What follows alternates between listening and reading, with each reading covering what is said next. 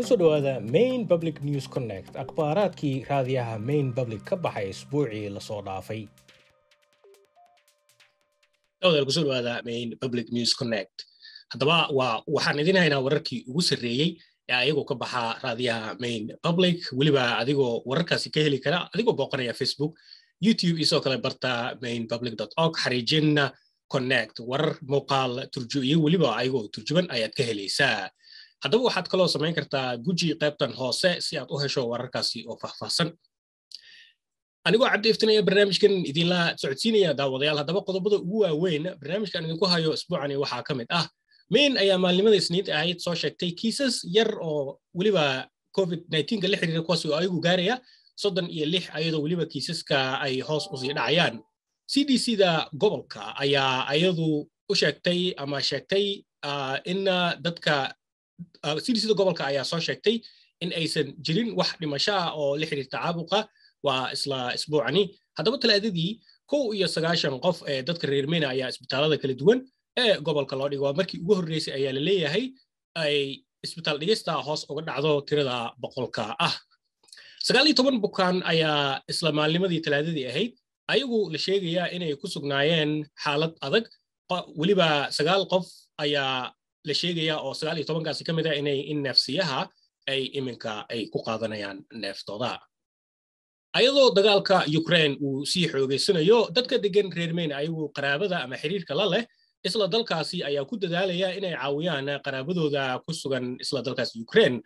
haddaba shakhsiga loo yaqaano Danilo Shovalov oo asagu ah arday college wax ka barta kuna yaala Bar Harbor ayaa asagu caawiyey walaalkiisa inuu dalka Spain ka helo meel uu ka dego kadib markuu ka soo qaxay waa dalkaasi Ukraine. sidoo kale shakhsi loo yaqaano Misha Klimov oo asagu ah macallin luqadda Faransiiska dhiga kaasoo degan meesha loo yaqaano ama deegaanka loo yaqaano Bath ayaa qorsheynaya inuu asaga u duulo dalka Poland si uu u caawiyo qoyskiisa oo waa qoyskiisa ka soo gudbay xuduudka Ukraine iminkana ku sugan dalkaasi Poland. sidoo kale Klimov ayaa asagu ku soo barbaaray isla dalkaasi Ukraine asagoo waliba sheegay inuu aad uga naxay qalalaasaha dalkaasi uu ka wado dalka Ruushka. wafdiga golaha shacabka ee ka imaanaya gobolkani Maine ayaa sheegay inay dowladda Mareykanka ay tahay inay Ukraine u diraan caawimaad xagga militariga ah iyo sidoo kale in dowladda ay aqbasho ayagu qaxootiga ka imaanaya waa isla dalkaasi Ukraine. xildhibaanada loo yaqaano Susan Collins iyo sidoo kale xildhibaan Angus King ayaa labaduba booqday ayagoo Yurub isbuuc dhamaadkii hore ayagoo waliba la kulmay saraakiisha militariga iyo sidoo kale ee dalkani iyo sidoo kale qaxootiga ayagu dalka Jarmalka iyo Poland ka soo galay dhanka Ukraine. haddaba Collins ayaa ayadu sheegtay in Mareykanka ay tahay inuu siiyo qaxootiga Ukraine magangeliyo ku meel gaar ah. sidoo kale xildhibaan Shelley Pingree oo ayadu booqanaysa bariga Yurub isbuuc dhamaadkani ayaa waliba sheegtay in Mareykanka ay tahay inuu aqbalo qaxootiga ka soo qulqulaya waa dalkaasi Ukraine.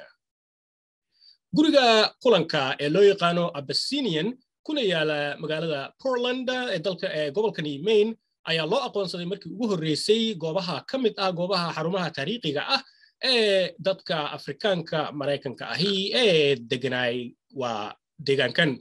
1.7 milyan oo deeq ay bixisay dowladda federaalka dalkani Mareykanka ayaa u ogolaanaysa dadka dayactiraya waa dhismahani in ay ayagu soo gabagabeeyaan mashruuca dhismahani waa isla sanadkan iminka aynu ku jirno gudihiisa. waxaa la dhisay dhismahani 1820kii.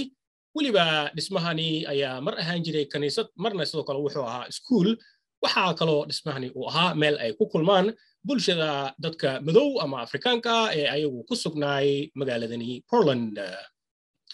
kooxda ayagu dayactirka gurigani wada ayaa rajeynaya inay ka dhigaan goobtani madxaf lagu xuso taariikhda bulshada dadka Afrikaanka ee Mareykanka ah. dawladda halkani waa Main Public News Connect anigoo cabdi iftinayaan idiin sii daadihinaya barnaamijkan sida caadiga ah. waxaan ka codsanaynaa inaad barnaamijkan sii qaybiso adigoo ka heli kara YouTube, Facebook iyo sidoo kale barta mainpublic.org. waxaan kaloo ka codsanaynaa inaad iska diiwaangeliso warqadda isbuuclaha ah oo emailkaada kugu soo dhacaysa. aad baa ugu mahadsan tahay had iyo jeeraale sida aad u taageerto barnaamijkan aadna ola socoto. waxaan idinkaga tegayaa tan iyo isbuuc dambe intaan dib u kulmi doono. sidaas iyo nabadgelyo. asalaamu calaykum waraxmatullaahi wabarakaatuhu. Maine Public News Connect waxaa suurageliyey taageerada ay bixiyaan shakhsiyaad iyo sidoo kale aas-aasayaal ayagu ku kala sugan dhammaan dacallada gobolkani Maine iyo weliba Seaport Credit Union iyo Avesta Housing.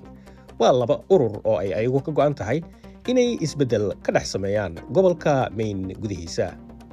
Seaport Credit Union waxay ku hayaan hab cusub oo xal raadis u ah arrimaha la xiriira bangiga iyo taageero ay u hayaan bulshooyinka kala duwan ee gobolka Maine.